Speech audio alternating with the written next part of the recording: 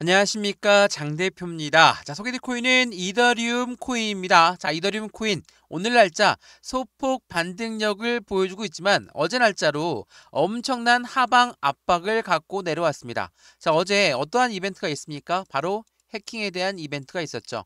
자, 이더리움이 해킹당한 게 아니라 현재는 거래소에서 이더리움을 해킹을 당했습니다. 자, 그렇기 때문에 이더리움은 즉각적으로 하방 압박을 받을 수밖에 없었고, 이 부분은 비트코인 또한 마찬가지로 하락 압력을 많이 가져오게끔 만들었습니다. 우선 그 뉴스를 먼저 보면서 말씀을 이어가 볼게요.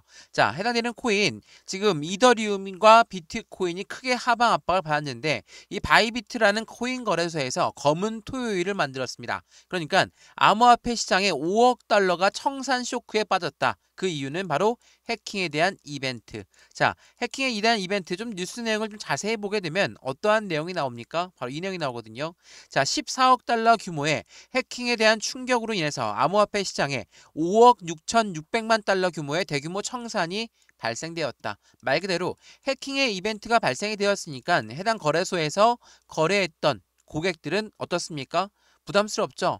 해당되는 부분에 공포감이 나올 수밖에 없는 거라서 대규모 청산 랠리가 이어졌고, 이 부분은 비트코인과 이더리움이 급락하게끔 만들었습니다. 근데 비트와 이더리움만 급락했냐? 그게 아니죠. 전체 코인 시장 모두가 다 같은 하방 압박을 받을 수밖에 없습니다. 말 그대로 비트코인은 코인 시장의 기준점이 되고, 이더리움은 알트코인의 제왕의 자리를 갖고 있기 때문에 당연하겠지만 이 두 가지의 코인이 하락 압력을 받는다.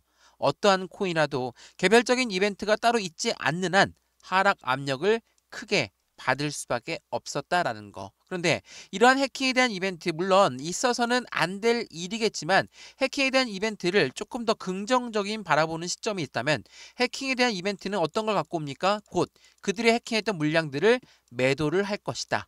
이 매도를 한다는 건 시장에 유동성을 추가적으로 유입될 가능성이 높겠죠. 매도를 급락하게끔 만들겠지만 저점에 매수하고 싶은 사람들은 이때 매수 기회를 놓치지 않겠죠. 자, 이건 어떤 효과를 갖고 오냐? 그러니까 해킹이 긍정적이다라는 부분은 이야기가 아닙니다.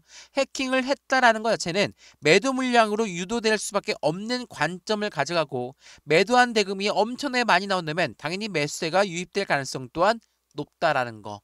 그렇기 때문에 오늘 날짜 소폭 반등력을 빠르게 보여주고 있는 이유 또한 여기에 속해져 있다라는 거. 역대 14억 달러 규모의 해킹에 대한 쇼크가 있었는데 시장의 패닉은 끝났나? 라는 뉴스가 나오는 부분에 자세한 내용을 좀 읽어보시면 어떠한 내용이 나옵니까? 자, 암호화폐 거래소 바이비트가 북한의 해커 그룹인지 아닌지는 아직 확정지는 아닙니다. 다만 이런 데서 해킹에 대한 공격으로 14억 달러 규모의 이더리움을 탈취당하는 역대 최대 규모의 해킹 사태를 발생시켰다. 근데 중요한 부분은 여기 나와 있습니다. 자, 해당되는 부분이 어떻게 이 부분을 처리하느냐. 자, 해킹은 대부분의 코인들은 한 번씩 있을 법한 일이었죠. 근데 해킹을 당하고 나서 어떻게 대응 전략을 가져가느냐가, 이게 매우 중요한 시점이거든요. 말 그대로 해당되는 거래소에서 바이비트가 해당되는 청산 물량이 나오면서 그 부분을 해당 출금을 정지시키느냐, 아니면 출금 요청했던 부분을 그대로 처리하느냐, 그 부분에 따라서 시장의 신뢰성은 틀려질 수밖에 없죠. 근데 바이비트는 어떻게 합니까?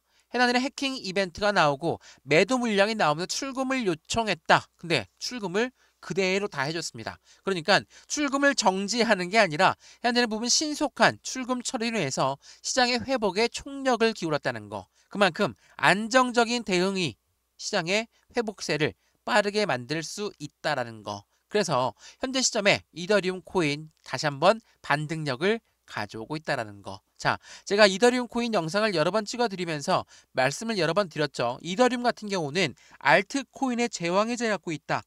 그렇다면 무엇을 말합니까? 비트코인 이후에 수많은 앱 어플리케이션들은 이더리움을 이용하면서 움직일 수밖에 없고, 이더리움의 그 부분에 대해서 강력한 고래들이 유입량이 많이 확인되고 있다. 여러 번 말씀을 드렸던 부분입니다. 자, 그런데 해당되는 이더리움 코인, 그러면 여기까지가 반등 구간을 가져올 수밖에 없는 위치에 있다는 것은 어떻게 알 수 있습니까? 이 차트를 조금만 더 축소해 보시면 이더리움 ETF가 있는 부분 다들 알고 있으시죠? 자, 이더리움 ETF는 바로 요 날 나왔거든요. 자, 이더리움 ETF가 지난 작년 7월달에 나오고 나서 하방 압박을 받고 여기 박스권을 만들면서 움직였었다 라고 말씀을 드렸죠. 작년 11월 되기 전까지도 계속적인 350만 원 밑에서 왔다 갔다 움직이는 모습을 그대로 보였죠. 이게 뭐라고 했습니까? 고래들의 매집 단계. 자, 고래들은 왜 ETF가 나온 이더리움인데도 불구하고 하방에서 떨어뜨려서 매집을 했을까? 당연하겠지만 비트코인 ETF도 똑같은 현상을 겪었죠. 비트코인 ETF가 나오고 나서 그냥 곧바로 1억 원을 돌파했습니까? 그렇지가 않죠. ETF가 나오고 나서 어떻게 했어요? 하방 압박을 받고 고래들은 그 하방 압박에서 매수할, 그러니까 매집할 기회를 가져갔다라는 거. 이더리움 고래들 또한 마찬가지로 ETF가 나오는 긍정적인 이벤트가 있었음에도 불구하고 단가를 내려서 350만 원 밑에서 매집을 했다. 근데 11월 달 들어 상승력을 갖고 오면서 쭉쭉 끄집어 올리다가도 다시 한번 떨어졌습니다. 하방 압박 받고 횡보량을 갖고 오고 있는 건 현재 400만 원대 위에서 왔다 갔다 하고 있다라는 거. 해킹 이벤트가 아니었다면 여전히 400만 원대 위에 있었겠죠. 왜 이런 말씀을 드리냐면 350만 원과 400만 원의 차이는 어떠한 차이입니까? 물론 금액적인 차이 말고 고래들이 매집했던 단가가 350만 원이에요. 그러면 이 400만 원대 여기서 350만 원대 떨어질 것인가? 그렇게 할 수가 없다는 거. 왜 그럴까요? 고래들 입장에서는 그들의 수익 단가도 수익 보존을 한다라는 거. 수익 보존한다는 건 자신들의 매입 단가보다 더 떨어지는 것을 원치 않습니다. 왜? 고래들도 수익을 목적으로 하는 아이들이기 때문에 무조건적으로 수익을 나야 되겠죠? 근데 그냥 무턱대고 수익을 나게끔 쭉쭉 끄집어 올린다. 이거는 개인들의 물량도 많이 달라붙을 거이기 때문에 고래들은 절대로 원치 않죠. 왜 원치 않냐? 개인들은 잠재적인 매도 물량으로 판단하고 있는 게 바로 고래들이기 때문이라는 걸 다시 한번 확인하시면 이 부분이 왜 이렇게 나왔는지를 체크가 가능하실 거고, 그래서 오늘 이 영상에서는 어떤 부분을 말씀을 드릴 거냐? 자, 이더리움 코인 말 그대로 해당되는 거래소의 해킹 이벤트 때문에 하방 압박을 받았지만 하방 압박 받았을 때 가장 좋아했던 세력은 누굽니까? 바로 고래들. 왜? 이 고래들 제가 지난 영상에도 말씀을 드렸지만 고래는 공매도라는 매집 단가도 있고 그냥 우리처럼 매수와 매도 단가도 있습니다. 어떤 말이냐면 공매도라는 것은 떨어져야지 수익을 보는 애들이죠. 무조건 자신들이 매도를 먼저 했기 때문에 그 단가보다 떨어져야지, 그리고 나서 매수 상환해야지 수익을 보는 아이들이 바로 공매도입니다. 그리고 위의 방향, 상승 방향에서도 수익을 보는 게 바로 고래들. 이게 두 가지 방향을 모두 이용한다는 건 고래는 해지성 거래를 이용하기 때문이에요. 해지성 거래한다는 것은 위로 가도 수익을 봐야 되고 떨어져도 수익을 봐야 되는 아이들이기 때문에 어떻게 해서든 두 방향 다 모두 매매 대응을 하고 있다라는 거. 그러면 지금 이 박스권 라인, 물론 해킹 이벤트가 어떻게 불현듯한 이벤트였다, 불현듯한 사고였다 라고 할 수 있지만 이러한 움직임을 만들어냈다는 것 자체도 어떤 걸 보십니까? 당연하겠지만 공매도는 매수를 상회할 수 있는 기회를 가져간다라는 거. 제가 이 부분에 말씀을 드리는 건 이전 영상에서 한번 소개해 드렸는데 한 번 더 제가 오늘 말씀을 드릴 거니까 이러한 부분을 통해서 매매 대응 전략을 하시면 더욱더 좋을 거다 라고 판단하시면 좋을 것 같고요. 오늘 이 영상에서는 그래서 이더리움 코인 지금 여기 이 박스권 라인에서 어떻게 다시 400만 원대 위로 올려놓을 건지, 그리고 올려놓고 나서 어떻게 움직임을 가져갈 것인지 그 부분도 한번 체크해 보시면 좋을 것 같고요. 매수와 매도의 대응은 어떻게 가져갈까?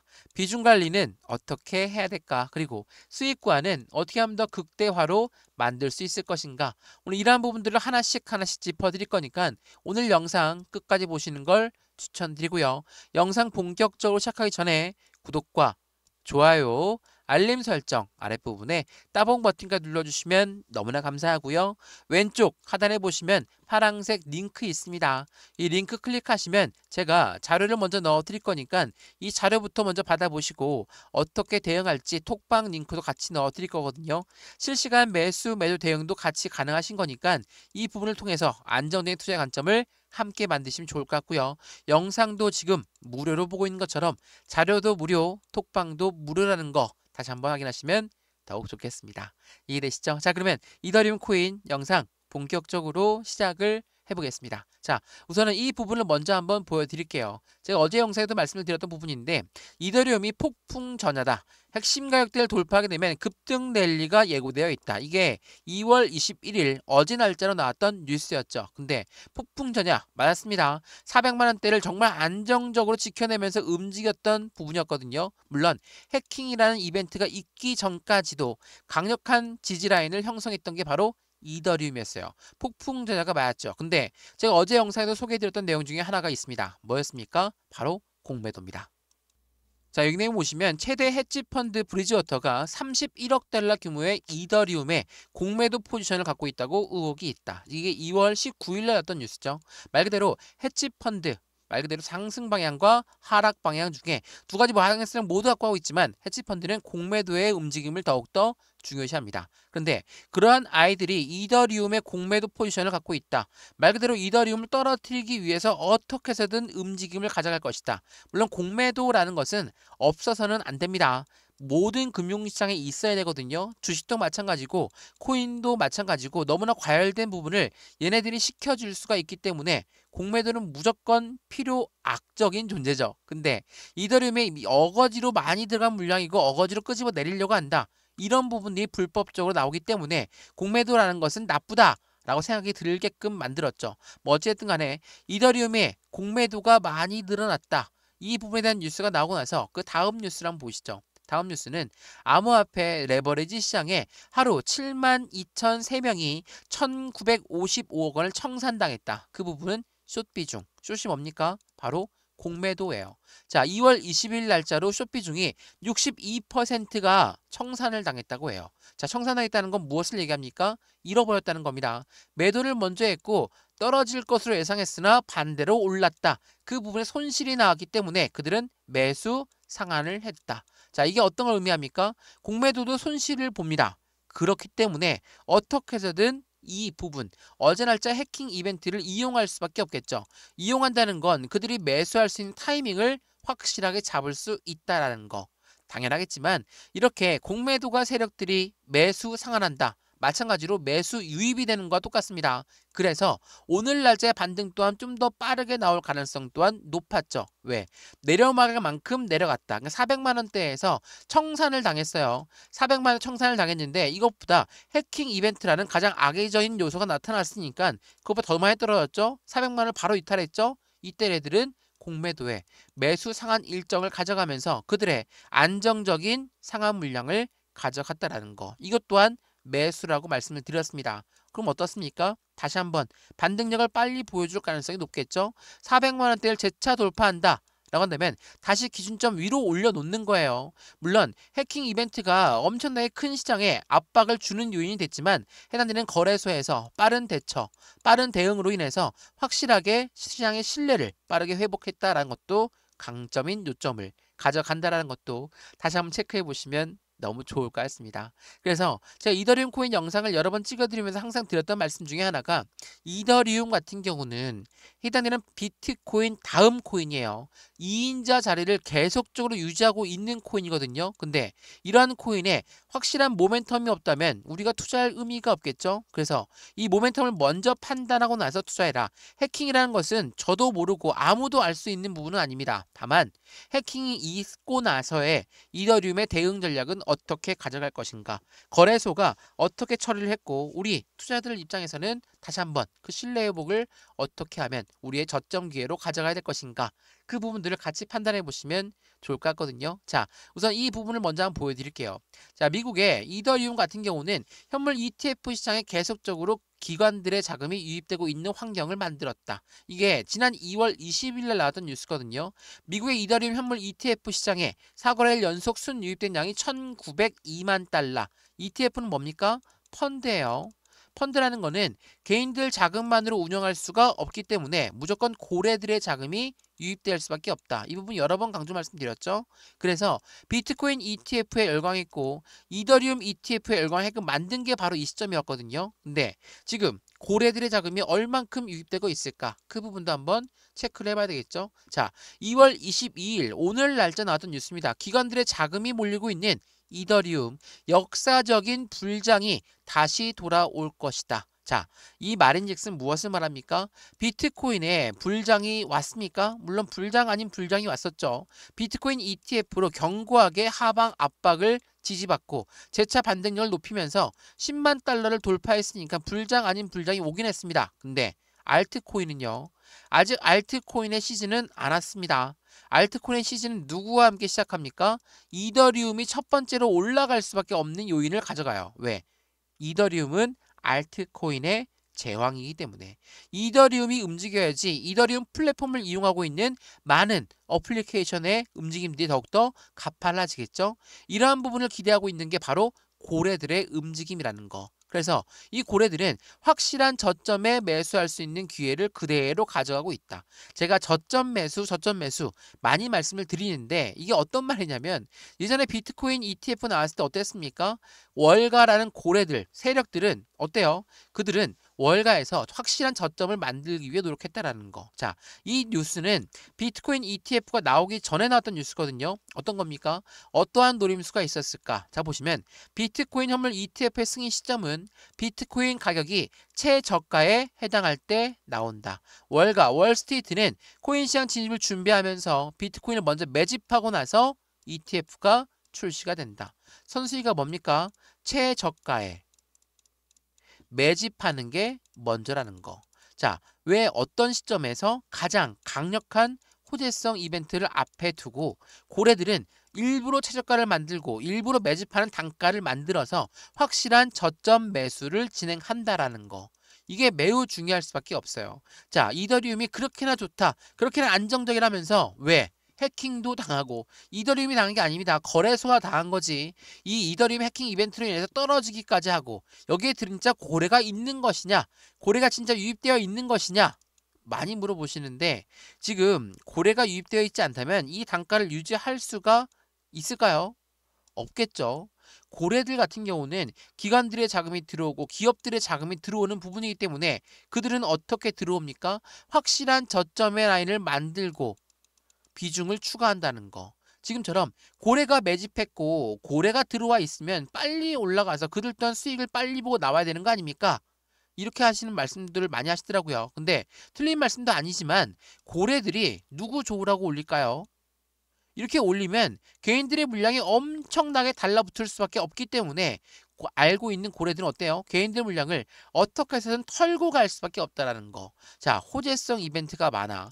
이더리움 같은 경우는 이제 곧 머지 업데이트에 이어서 덴쿤 업데이트에 이어서 이제는 팩트라 업데이트까지 그 부분도 기다리고 있거든요. 이런 업데이트가 진행되는 부분을 가져간다는 건 하드포크가 나온다는 건데 여기서 끝날까요? 아니겠죠. 이런 업데이트가 있음에도 불구하고 이 박스권을 만들어 놓은 요인은 개인들의 물량이 실망 매물로 나올 수밖에 없고 어제처럼 해킹 이벤트가 나왔으면 야, 우리 내 돈 지켜야 되기 때문에 매도하는 거 이해는 하지만 이렇게나 하방 압박을 받았을 때 매도하고 다시 반등력 가져오면 어떻게 하겠습니까? 또 후회하시겠죠? 그때 또 들어오실 거예요. 손실 확정 지으면서 이러면 안 되겠죠? 제가 드리는 말씀 중에 하나는 이더리움 같은 경우 비트코인도 마찬가지고 이더리움도 굉장히 안정적인 코인이야 라고 들어오셨던 분들 엄청 많으실 거예요. 사실상 이게 맞고요. 그러면 이 코인들이 빠르게 안 움직인다고 해서 그냥 매도하고 던집니까? 그냥 우리나라 주식으로 예를 들어서 얘기하면 삼성전자를 샀습니다. 삼성전자 샀는데 삼성전자는 늦게 움직이죠. 근데 그 코스닥 종목은 빨리빨리 움직여요. 그러면 삼성전자 버리고 코스닥으로 갈아타시겠습니까? 이거와 똑같은 거예요. 지금은 이렇게 바닥을 잡고 박스권을 만들고 예전 들어서 미국의 관세라는 부분이 있었고 미국의 기준금리 어떻게 움직일 것이다, 인하를 안 할 것이다, 놔줄 것이다, 뭐 이런 부분들의 말들이 엄청나게 많으니까 시장은 하락했지만 코인의 본격적인 움직임은 미국으로부터 시작한다. 이 부분 많이 말씀 들어보셨죠? 미국 내에서는 SEC의 입장이 완벽하게 달라졌고 친암호화폐 정책들이 하나씩 나오고 있는 현재 시점에서 대외적인 이벤트 때문에 매도한다? 이건 말이 안 되죠. 마찬가지로 해킹도 마찬가지예요. 해킹 이벤트가 발생됐다는 건 물론 있어서는 안 될 일이겠지만 이러한 부분이 이더리움의 가치를 떨어뜨렸습니까? 아니라는 거. 이 부분 다시 한번 생각해 보시면 좋을 것 같고요. 이런 부분들을 하나씩 직접 잡아 드릴 거니까 상단에 보시면 구독과 좋아요, 알림 설정, 아랫부분에 따봉 버튼도 있거든요. 한 번씩 눌러주시면 너무나 감사하고요. 매수와 매도의 관점들은 이러한 부분들이 기본적으로 됐을 때 대응을 하는 겁니다. 기술적인 분석, 차트만 보고 매매한다. 기본적인 분석, 어떠한 코인인지 알고 매매한다. 이 두 가지를 모두 같이 보면서 접근을 해야지 보다 안정적인 수익 구간을 더욱더 극대화로 갖고 갈 수 있다는 것도 잊지 않으시면 좋을 것 같고요. 매수와 매도의 대응은 어떻게 할까? 비중 관리는 어떻게 할까? 수익 구간은 어떻게 하면 더 극대화로 만들 수 있을 것인가를 하나씩 하나씩 체크하시면서 확실한 수익을 더욱더 크게 가져가시면 더욱 좋을 것 같습니다. 이해되시죠? 영상 여기까지입니다. 왼쪽 하단에 보시면 링크 있어요. 파랑색 링크 클릭하시면 저희 쪽 자료 먼저 넣어 드릴 거니까 자료부터 받아보시고 톡방 링크도 들어와서 실시간 매수, 매도, 대응을 함께 받아서 안정적인 투자 관점을 어떻게 만들어 가는 건지를 체크하시고 확인하시면 더욱더 좋을 것 같습니다. 이해되시죠? 영상 여기까지입니다. 언제나 성공적인 투자 정말 진심으로 기원합니다. 감사합니다.